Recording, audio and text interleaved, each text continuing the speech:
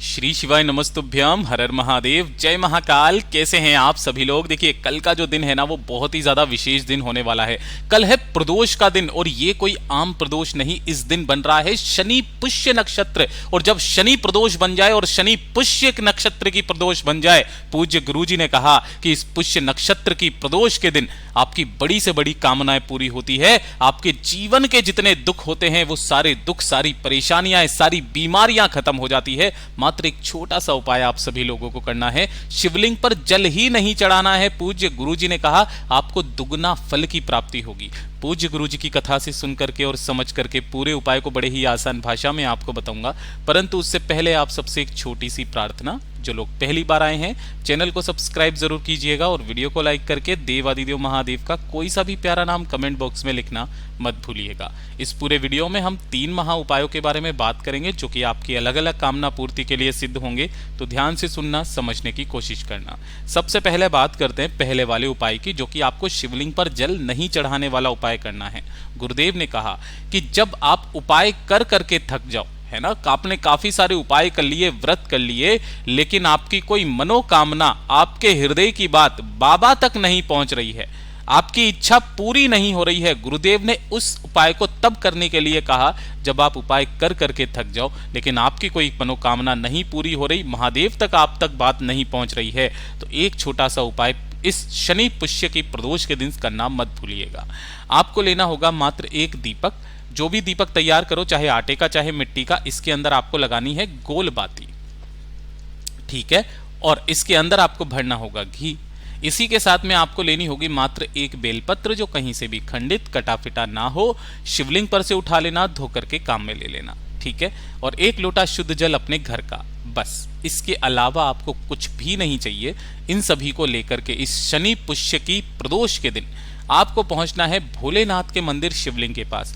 किसी भी समय चले जाना, सुबह जाना चाहो सुबह चले जाओ, शाम को जाना चाहो, रात्रि को जाना चाहो, जिस समय आपको समय मिल जाए उस वक्त में चले जाना। यहां पर आपको शिवलिंग के पीछे की तरफ में खड़े हो जाना है। जो पूजा पाठ अर्चना आपको करना है वो पहले कर लेना। उसके बाद जो आपने एक बेलपत्र लिया है, उस एक बेलपत्र को सबसे पहले अपनी कामना कह करके भगवान गणेश जी के चरणाविंद पर स्पर्श कराना, फिर कार्तिकेय जी के स्थान पर, फिर माता अशोक सुंदरी के स्थान पर। उसके बाद माता रानी का ये जो कटी भाग होता है हस्तकमल, इससे स्पर्श करा करके शिवलिंग पर आपको समर्पित करना है अपनी मनोकामना कह करके, जिसकी डंडी जलाधारी के तरफ रहे, बीच वाली पत्ती का मुख आपकी तरफ रहे। इस तरीके से अपनी कामना कह करके समर्पित करना। उसके बाद जो आपने 1 लोटा शुद्ध जल लिया है, उस 1 लोटा शुद्ध जल को अब आपको समर्पित करना है। कैसे? सबसे पहले आपको थोड़ा सा जल भगवान गणेश जी के स्थान पर समर्पित करना है, फिर कार्तिकेय जी के स्थान पर समर्पित करना है, फिर आपको माता अशोक सुंदरी के स्थान पर मतलब समर्पित करके, और ये जो कटी भाग है इसके चारों तरफ आपको जल समर्पित करना है। इसके बाद आप कहां करते थे? शिवलिंग के ऊपर, लेकिन आपको शिवलिंग पर जल समर्पित नहीं करना है। केवल इन 4 जगह पर समर्पित करके ढोक दे करके बाकी का जो थोड़ा सा जल बचा लेना, और उसी जल को लेकर के और एक दीपक जो आपने लिया है उसे लेकर के आपको पहुंचना होगा किसी भी बेलपत्र पेड़ के पास में। अब ध्यान से सुनिएगा, अगर आपके बेलपत्र घर में लगा हुआ है, किसी गमले में है, वहां पर भी आप कर सकते हो। उसके पास में जाना, जो अंतिम जल बचा हुआ है थोड़ा सा, है ना, उस जल को आपको यहां पर कुंदकेश्वर महादेव का स्मरण करके इस पेड़ की जड़ों में सींच देना है। और जो एक दीपक लेकर के आए हो, उस दीपक को अपनी मनोकामना कह करके बेलपत्र पेड़ की जड़ों के पास में यहां पर लगा देना। पूज्य गुरुजी ने कहा कि जो भी व्यक्ति इस तरीके से उपाय करता है, चाहे कितनी भी बड़ी, कैसी भी हृदय की कामना क्यों ना हो, बाबा तक जरूर पहुंचती है। उसे इसी उपाय का 2 गुना फल प्रदान होता है। शिव महापुराण में, ब्रह्म वैवर्त पुराण में, लिंग पुराण में, और साथ ही साथ भगवत गीता में लिखा हुआ है कि यह महादेव जी का आशीर्वाद है कि जिस व्यक्ति की या जिस भक्त की मैं कामना नहीं सुन पाया, अगर कोई मैया पार्वती जी के हस्त कमर पर जल समर्पित करके बेलपत्र पेड़ में जल समर्पित करेगा, तो हे पार्वती तुम उन्हें दुगने फल की प्राप्ति करना।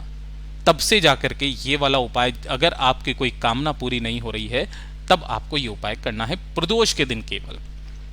बहुत अचूक उपाय है, जरूर कीजिएगा।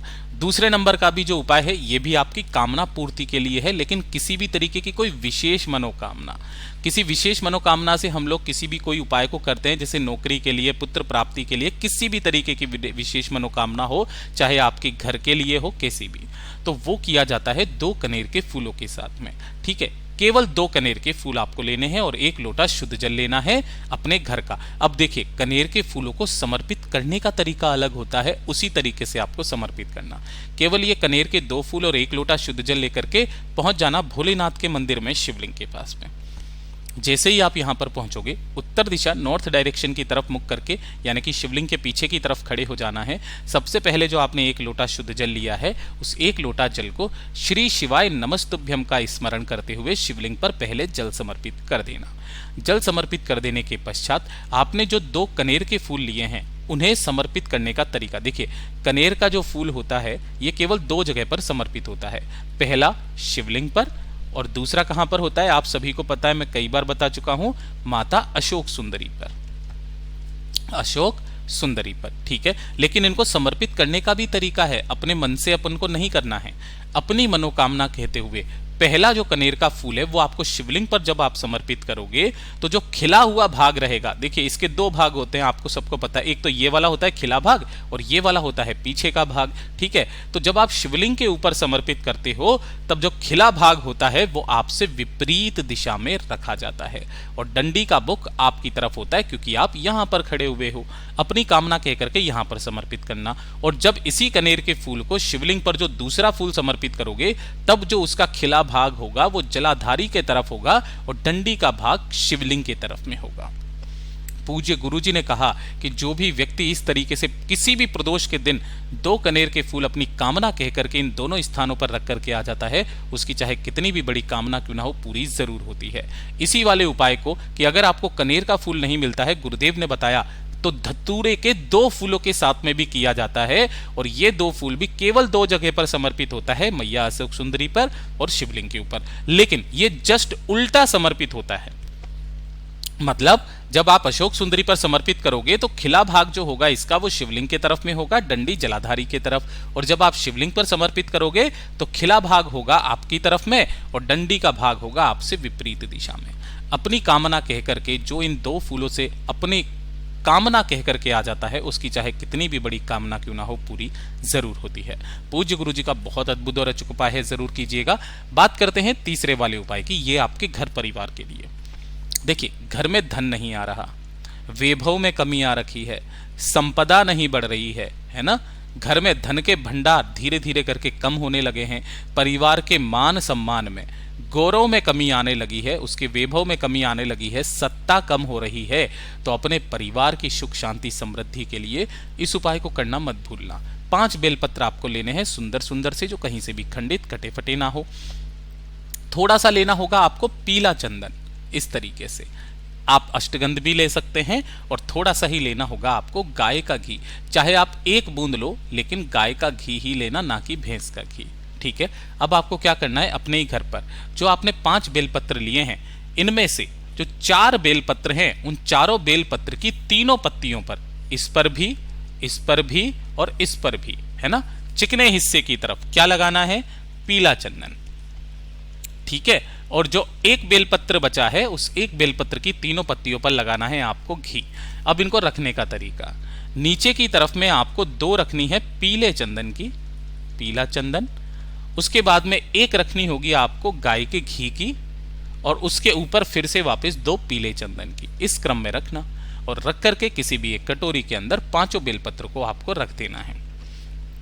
इसे अपने पूरे घर में घुमा करके आपके घर का जो भी मंदिर है, उस मंदिर में इस कटोरी को आपको ऐसा का ऐसा ही एज इट इज रख देना है, और इसके सम्मुख में आपको गाय के घी का गोल बाती का दीपक घर में सुख शांति समृद्धि की कामना कहते हुए कुंदकेश्वर महादेव के नाम से लगा देना है। जब यह दीपक ठंडा हो जाएगा तो जो कटोरी के अंदर 5 बेलपत्र हैं, उन 5 बेलपत्रों को उठाना, 1 लोटा शुद्ध जल अपने घर का लेना, और इसे लेकर के भोलेनाथ के मंदिर पहुंच जाना शिवलिंग के पास। जैसे ही आप यहां पर जाओगे, उत्तर दिशा नॉर्थ डायरेक्शन की तरफ मुख करके आपको खड़े हो जाना है।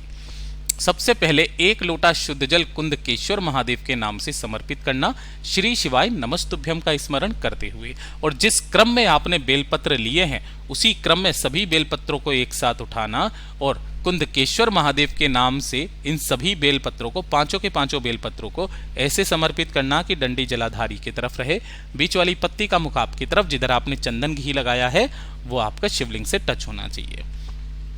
कुंदकेश्वर महादेव के नाम से समर्पित करके घर के सुख शांति समृद्धि वैभव धन भंडार भरने की कामना करके वापस घर के तरफ चले आ जाना। गुरुदेव ने कहा कि इस वाले उपाय को करने का क्रम 5 प्रदोष का होता है, आप केवल 2 प्रदोष करके देख लो, आपके घर में धन की आवक होना स्टार्ट हो जाएगी। पूज्य गुरुजी के ये सभी उपाय बहुत ही ज्यादा खास और अद्भुत है, जरूर कीजिएगा। वीडियो पसंद आए तो लाइक जरूर करना, चैनल को सब्सक्राइब जरूर कीजिएगा। मैं आपसे मिलता हूँ अगले वीडियो में, तब तक के लिए ओम नमः शिवाय, जय महाकाल।